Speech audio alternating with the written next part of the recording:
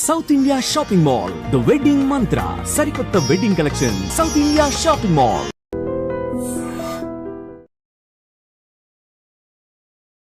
నమస్కారం, welcome to I dream ధర్మ మార్గం కార్యక్రమానికి స్వాగతం. నేను మీ విజిత.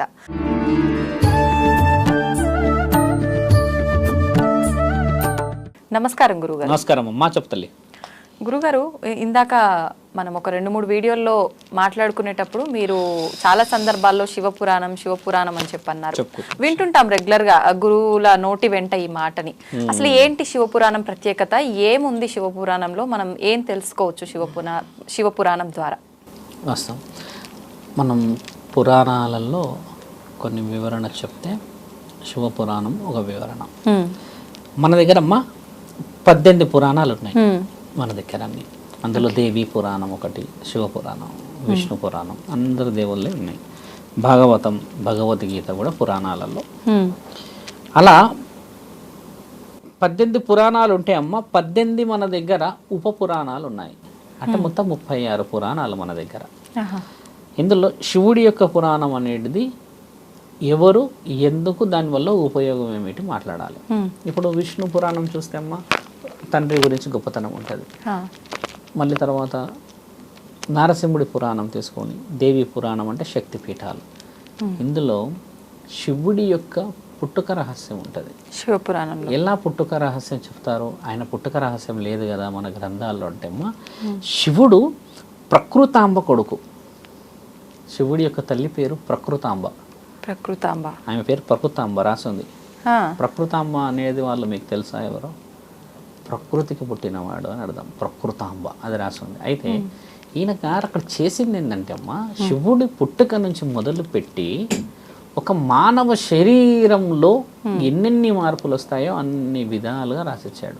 3వ కన్నులో అమ్మ 3 పుత్రుల్ని పుట్టించుకుంటాడు ఆయన.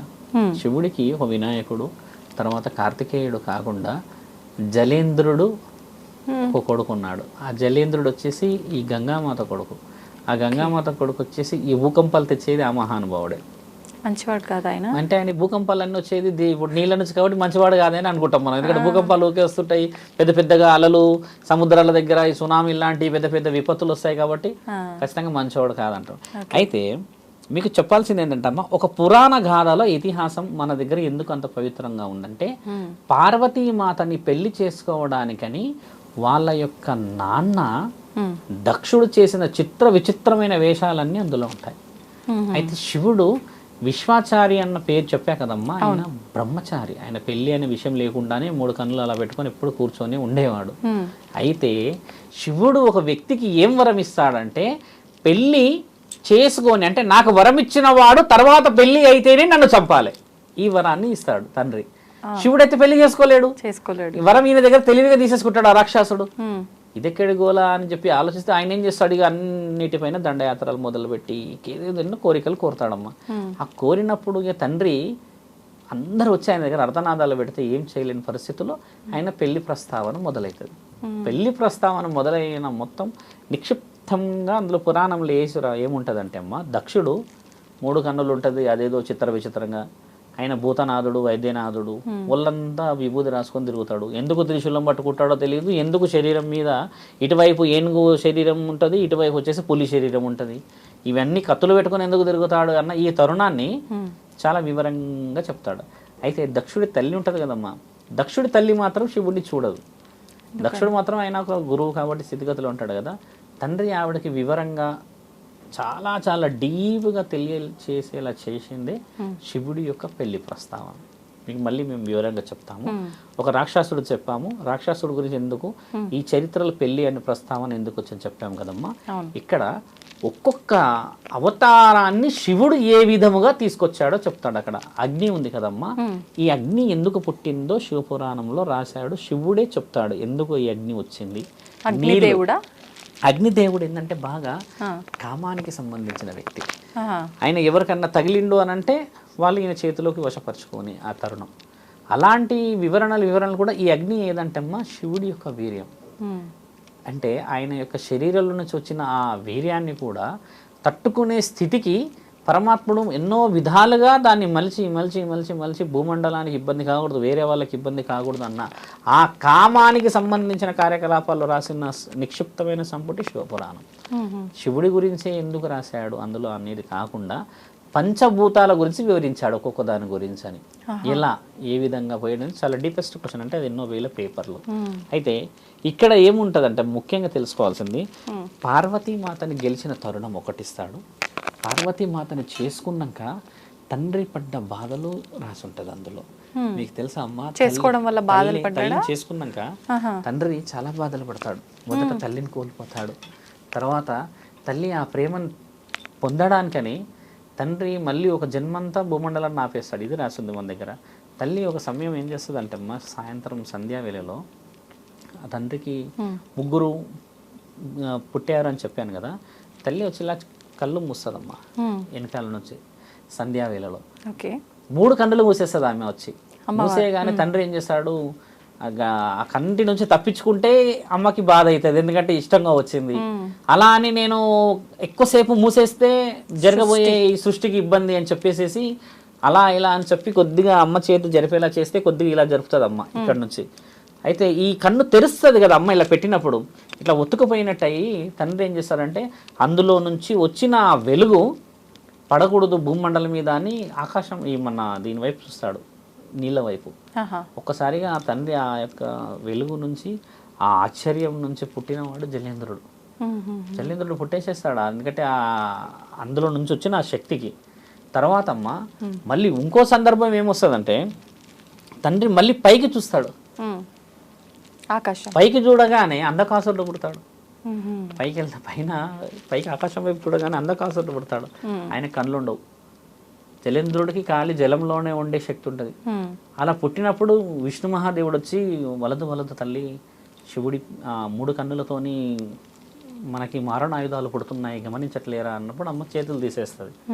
వీళ్ళిద్దరూ సంహారణ యుద్ధాలు చేస్తారు. వీళ్ళకి పుట్టిన పిల్లలందరమ్మ రాను రాను రాను రాను చాలా కోపిష్ఠులు ఉంటారు.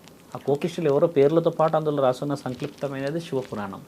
జలేంద్రుడు ఏం చేస్తాడంటమ్మా, ఈ చిన్న చిన్న తప్పులు జరుగుతుంటే తట్టుకోలేక పెద్ద పెద్ద భూకంపాలు తెచ్చేస్తాడు నీళ్ళ ద్వారా. ప్రళయాలు తెస్తే గంగామాతని నెత్తి మీద కట్టి పెట్టుకోవడానికి గల కారణం అదే, ఆపిపెట్టు అని చెప్పడానికని. నీవు అనుమతి లేకపోతే గంగామాత శివుడిని చేరక ముందుకే ఆవిడ వచ్చేసి సముద్ర గర్భంలో దేవత, ఆవిడని ఆపేసి జలేంద్రుని పట్టుకున్న తరుణం కూడా అందులో రాసి ఉంటుంది. ఈయనేం చేస్తాడు, పైనుంచి వచ్చిన మహానీయుడు కూడా అమ్మ, ఈ ప్రపంచం మొత్తం మేము శివ కొడుకులం అంటే శివుడి పుత్రులు కదా వీళ్ళు, శివుడి యొక్క కలయికలు పుట్టారు కదమ్మా. పుట్టినందుకు మళ్ళీ దేశాల మీదకి అహంకారంతో వస్తారమ్మా. వచ్చి ఒక రాక్షసుడిని ఏమి ఇస్తారంటే, వీళ్ళు ఇంకొక రాక్షసుడికి ఏం వరం ఇస్తారంటే, మేము శివపుత్రులము కాబట్టి మీకు ఒక శక్తిని ఇస్తున్నాము, ఎవరికైతే అహం లేదో వాళ్ళ చేతిలో మరణించాలి, అప్పటి వరకు మీరు విజృంభించండి అని ఒక వరం ఇస్తాడు. అహం లేని వాళ్ళు ఎవరున్నారు ఈ లోకంలో? అందరికీ అహం ఉంటుంది. ఈగో ఎవ్రీబడి ఈగో లేని వాళ్ళు ఒక వ్యక్తి ఉన్నాడు, ఆయన శివుడు. ఆయనకి ఈగో ఎందుకు లేదంటే అమ్మా, ఎలా లేదయ్యా నీకు ఈగో అని అడుగుతారు. అడిగినప్పుడు ఆ రాక్షసుడి వరం ఏముంటుందంటే, ఎవరికైతే నాది అనేది ఉండదో అహం, అలాంటి వారి చేతుల్లో మీరు చావాలి, అది కూడా ఇలా పిడికిలి పెట్టి గుద్దు తెరి చావాలి అని రాసి ఉంటుంది. అయితే శివుడు దగ్గరికి ఎదుర్కొన్నప్పుడు ఇలా కొడతాడు అమ్మాయిని. కొడితే వాడు ఒకటి గుద్దుకు ఇక్కడ గుండె దగ్గర కొట్టినప్పుడు గుండె ఆగిపోతుంది. అప్పుడు అడుగుతాడు, అహం లేదు అని అంటే అందరికీ అహం ఉంటుంది కదా అని అంటే, అహం లేనివాడు శివుడు, అందుకే ఆయన గర్రెల కంటుడు, ఇక్కడ గర్రలాంటి పెట్టుకున్నాడు. అంటే విషం మింగితే ఈయన చస్తాడు కదా, విషం ఎవడు మింగుతాడా అంటే వాడు విషయం తెలిసి తీసుకోం కదమ్మా, అందుకని ఆయన చేతులు పోతారు కాబట్టి ఈయన కొడుకుల ద్వారా వరాలు వేసిన వాళ్ళే ఈయనపై తిరుగుబాటు చేసిన వాళ్ళు. ఈ శివపురాణం ఏంటంటమ్మా, మీకు చెప్తుంది ఓన్లీ ఫస్ట్ టాపిక్, అంటే మేజర్ టాపిక్ 1 to 1 చెప్తున్నా. ఇండెప్త్గా పోతే శివుడు భూమండలానికి వచ్చి చేసిన గొప్ప కార్యక్రమాలు రాసి, ఆయన ఎవరో తండ్రి 3 రాక్షసులను చంపాడు. 3 రాక్షసులు మీకు ఒక రాక్షసుడే చెప్పాము ఇప్పుడు. ఆ రాక్షసుడు అహం లేనివాడు అన్నాం కదా, ఆ రాక్షసుడు మళ్ళీ పులిని చంపుతాడు. పులిని కూడా ఒక రాక్షసే. పులిని చంపితే ఆ యొక్క ధైర్యాన్ని మెచ్చి నేను మీతోనే ఎప్పటికి ఉంటాను అన్నందుకు ఆ గుర్తుగా శరీరాన్ని కడతాడు. ఇప్పుడు ఏనుగు శరీరం ఉంది కదమ్మా, తండ్రికి పులి చర్మంతో పాటు ఏనుగు శరీరం కూడా ఉంటుంది. ఈ లెఫ్ట్ నుంచి మీరు గమనించండి, చిత్రపటం కావాలంటే ఇటువైపే పులి ఉంటుంది, ఇటువైపు వచ్చేసి ఏనుగు శరీరం ఉంటుంది. ఈసారి ఫొటోస్ చూస్తే చూడండి, ఆ ఫోటో వచ్చేసి గజేంద్రుడు. ఆ గజేంద్రుడు శివుడి యొక్క మహాభక్తుడు. అయితే ఆ మహాభక్తుడికి ఏ వరం ఉంటుందంటే, మీరు మా గుండెలోనే ఎప్పుడు ఉండాలి అని కోరుకుంటే తండ్రి గుండెలోకి వెళ్ళిపోతే అమ్మ వాళ్ళు వీళ్ళందరూ వెళ్ళేసేసి ఈ నాట్యాలు అది వేసి తీసుకొస్తారు బయటికి. తీసుకొచ్చినప్పుడు ఆయన ఏం కోరుతాడంటే, గజేంద్ర నేను ఏ రోజైతే నీ గుండెల నుంచి బయటకు వస్తే నువ్వు మరణిస్తావు అని చెప్పి తండ్రి చెప్తాడు. చెప్పినప్పుడు తండ్రి బయటకు వచ్చినాక గజేంద్రుడు మరణిస్తాడు. మరణించినప్పుడు ఆ తల తీసుకొని పోతుంటాడు. ఎందుకంటే గజేంద్రుడు ఏమడుగుతాడంటే, మిమ్మల్ని నా గుండెలో పెట్టుకున్నా కదా తండ్రి, నాకు మీలాంటి విలువ రావాలి, నన్ను పూజించాలి అనేది వినాయక చవితి. అందుకని వినాయకుడికి తల పెడతాడు తండ్రి తీసుకొచ్చి. అలా వచ్చిన ఆ ఇష్టాన్ని తండ్రి ఆ భక్తుని వదులుకోలేక నడుముకు చుట్టుకొని పెట్టుకుంటాడు. ఇక్కడ ఆ ఇద్దరు తండ్రికి ఇప్పుడు సేవాధికారులే, అంటే ఆయన సైన్యాధికారులే.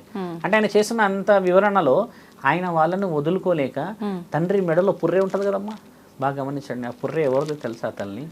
బ్రహ్మ పుర్రె. అది బ్రహ్మని తండ్రే ఒకసారి తల తీసేస్తాడు. ఒక స్త్రీని చూసి నీవు అబద్ధాన్ని నాకు చెప్తావా అని. ఆమె పేరే కుసుమ. కుసుమ అంటే మొగలి పువ్వు. ఆ మొగలి పువ్వు తండ్రి బ్రహ్మ విష్ణువులు ఇద్దరు గొడవ పడుతూ ఉంటారు, నేను గొప్ప అంటే తండ్రి అగ్నిలింగం బయట నుంచి చేసేస్తాడు కదా. అది కనిపెట్టడానికి పోయినప్పుడు బ్రహ్మ పైనుంచి వచ్చి ఈ కుసుమాన్ని అడుగుతాడు. అప్పటికి ఆ పువ్వు పడుతూ ఉంటుంది కిందికి. ఎక్కడి నుంచి వస్తున్నారంటే పైనుంచి వస్తున్నాం అంటే, ఈ లింగం ఎక్కడి వరకు పోతుంది ఈ యొక్క స్తంభం అంటే పైనుంచి వస్తుందంటే, అదే తీసుకొచ్చి ఇక్కడ తండ్రికి చెప్తాడు. అబద్ధాలు ఆడుతున్నారా మీరు, పైకి పోయినా తలని తీసేస్తాడు. అంతటి మహానీయుడు, అంత తెలివైన బ్రహ్మ తల కింద పడొద్దని ఆ తలని పెట్టుకున్నాడమ్మా ఇక్కడ. అంటే బ్రహ్మ అంటే రాతలు రాసేవాడు కదా, అలా పెట్టుకున్న బ్రహ్మ తలలు ఇవన్నీ. కాళికామాత మెడలో ఉండేటి కూడా వాళ్ళ ప్రియమైన భక్తుల తలలు భూమండలంలో కలిసిపోకూడదని పెట్టుకున్నారు వాళ్ళు. అంటే యుగం మారటానికి బ్రహ్మ కూడా మారిపోతుంటాడా? అట్లా ఉండదు. అంటే బ్రహ్మ వాళ్ళందరూ ఒకేలా ఉన్నారు, కానీ ఏ యుగమైనా సరే వారి తల కింద పడనీయకుండా తండ్రి శరీరంలో పెట్టుకున్నాడు. ఎందుకంటే వాళ్ళ పై చేయి కదమ్మా అయినది. అలాగా మహా భక్తులై కూడా తండ్రి మెడలో వేసుకుంటాడు పుర్రెల మాలంతా. అంటే వాళ్ళ భక్తులు ఎప్పటికీ కూడా ఈ శరీరంలో ఉండాలని. ఎక్కడైతే మీరు అన్నారు కానీ నా తల్లి, ఎందుకంటే కొంచెం తెలియాలి, మనం అఘోర స్థితిలో ఉన్నాం కాబట్టి పుర్రెని పెట్టి పూజ చేస్తారు కదా, అది ఎవరు పడితే వాళ్ళ పుర్రె కాదు, అది గురువు గారి పుర్రె ఉంటుంది. అది ఎందుకంటే గురువు మనతో పాటు ఉన్నాడని దానికి పూజ చేసుకుంటుంటారు కూర్చొని. మన సినిమాల్లో చూస్తామా, 2 ఎముకలు ఇలా పెట్టి ఆ పుర్రె ఉంటుంది అక్కడ. ఇదంతా వాళ్ళ గురువు గారిది. అది ఎవరిదో కూడా బయటకు పోయినది, అక్కడ అనామకుడిది కాదు. అంటే గురువుని మర్చిపోలేకుండా ఆయన జ్ఞాపకం. అలా ఆయన శరీరంలో కొన్ని వివరణ ఉన్నాయి. మీరు అడిగిన శివపురాణం నేను కొంచెం వెరీ డీప్గా మీకు చెప్తాను. టైం మనకు చాలా ఇంపార్టెంట్ కదమ్మా. 40-45 మినిట్స్లో శివపురాణం మొత్తం మీకు చెప్తాము ఒకరోజు. చాలా మందికి తెలియాలి, అన్ని పేజీలు చదవరు, కానీ నిక్షిప్తంగా భాగాలు ఏమిటి, ఎందుకు వచ్చారు, అసలు ఈ అగ్ని ఎలా పుట్టింది, ఏ విధంగా పోయిందనే విషయం చెప్తాను. ఎవరైనా చదవచ్చా శివపురాణం? ఎవరు చదవచ్చు అమ్మా, చాలా మంచిది. శివపురాణం ఇంట్లో ఉంటే శివుడు ఉన్నట్టే. మీకు విషయం చెప్తామా, అంటే మేము శివభక్తులమని పొగరుతో చెప్తలేను. ఒక శివపురాణం చదివితే అమ్మా నీ పెళ్లికి కూడా నువ్వు అంత ఆనందపడవు. ఇదే ధర్మం. అసలు నీ పెళ్లికి కూడా అమ్మ కొన్ని వజ్రాలు వైడూర్యాలు లక్షలు వచ్చినా నీకు అంత ఆనందం కాదు. ఆ పురాణం చదువుతుంటే, శివుడి పెళ్లి గురించి చదువుతుంటే అమ్మా అసలు నీకు ఎంత ఆనందం అవుతుంది తెలుసా? నువ్వు ఈ లోకంలో ఉండవు. శివుడి పెళ్లి గురించి వివరణ చాలా బలంగా ఉంటుంది. అసలు విచిత్రంగా తుమ్మెద కూడా ఆడుతుందమ్మా ఆయన పెళ్లికి. చంద్రుడిలాగా ఎందుకు ఉంటావు నీవు, నీ శరీరం అంత అందంగా ఉంటుంది అని కూడా అడుగుతారు. ఆయన అంత అందంగా ఉన్నా కూడా ఎందుకు కనబడవు అని అడిగిన దాని గురించి రాసి ఉంటుంది. ఈ భూమండలంలో స్కలుడు, ఆయన అంత అందంగా ఎవరు లేదని కూడా రాస్తుంది ఆయన. కానీ ఆయన ఏ రోజు అందంగా కనబడ్డాడు, ఎప్పుడు కనబడ్డాడు, అది కేవలం పార్వతీమాతకే కనబడ్డాడు అన్న విషయం రాస్తుంది. ఆయన పెళ్లి గురించి చాలా బాగా రాసి ఉంటుంది. శివ పురాణంలో శివుడి పెళ్లి, శివుడు చేసిన గొప్ప కార్యక్రమాల గురించి రాసి ఉన్నది. కాశీలోనే అక్కడి రాయడం మొదలు పెట్టారు. శివుడు కట్టుకున్న ఇల్లు భూమండలంలో ఇంకా ఉంది. ఆ ఇల్లే కాశీ, శివుడు కట్టిన ఇల్లు. అందుకని అది ఏ లోకం మునిగినా శివుడి యొక్క గుడి మునగదు, ఎందుకంటే ఆయన కట్టుకుండా ఆ ఇల్లు అని రాస్తుంది. ఇంకా మన దగ్గర అది గుడి మునగదు ఎప్పటికీ. 28 యుగాలు అయిందమ్మా. ఇది 28వ కలియుగం మనం ఉన్నది. 28వ కలియుగంలో నుంచి కూడా 28 యుగాల నుంచి ఉంది అక్కడే. అది అంటే దాన్ని రాసున్నది. మన దగ్గర అన్ని పురాణాలు కాలిపోయాయి, ఎన్నెన్నో పోయాయి, కానీ నిజమైనది ఏంటంటే శివుడి ఇల్లు. ఆయన జగత్తు కదా, ఆయనకు మళ్ళీ మనల్ని అందరినీ పుట్టించుకోవడానికి ఆయనకి ఇల్లు ఉండాలి కదా ఫస్ట్. అందుకని ఆయన ఇల్లు మునగదు ఎప్పటికీ. అది రాస్తుంది, చాలా డీప్గా ఉంటుంది. శివపురాణం చదవడం చాలా చాలా మంచిది. మేము ఇప్పుడు కేదార్నాథ్ కడుతున్నాం కదమ్మా. ఇప్పుడు నేను మొట్టమొదటిగా చెప్పేది ఈ శివపురాణం. అక్కడ అందరికీ వచ్చిన వాళ్ళందరికీ చాలా మంది అంటారు మీరు మాట్లాడితే చాలాసేపు వినాలనిపిస్తుంది స్వామి అని. ఇవే వివరణలు వాళ్ళకి చెప్పాలి. భక్తి అంటే ఏదమ్మా మరి అదే కదా. మన చరిత్రను మనం చెప్పుకుంటే వాళ్ళకి కూడా ఒక ఆనందం అవుతుంది. ఆ గంట సేపు ఇప్పుడు కథలు చెప్తారు కదా అందరూ. ఇప్పుడు ఆ కథల్లో మేము చెప్పేది కూడా శివపురాణం ఎక్కువ చెప్పాలని. శివపురాణం చాలా మంది చెప్పరు, ఎందుకంటే వాళ్ళకి అంత డీప్గా పోయేది లేదు. రామాయణం బాగా చెప్తారు మన దగ్గర, సుందరకాండ బాగా చెప్తారు, మిగతాయి చెప్తారు, అసలైన పశుపతి గురించి చెప్తారు. ఆయన రూపాన్ని చూసి అంటారు కానీ ఆయన లోపల కూడా మనసు ఎంత మంచిగా ఉందమ్మా, అదే ఆలోచించాలి. అదమ్మా తల్లి. ఓకే, సంతోషం గురుగారు. మళ్ళీ మనకు సమయం సరిపోవట్లేదు. మరొక మంచి వీడియోలో ఖచ్చితంగా ఈ టాపిక్ గురించి మాట్లాడుకుందాం. ధన్యవాదాలు గురుగారు. ధన్యవాదాలమ్మా.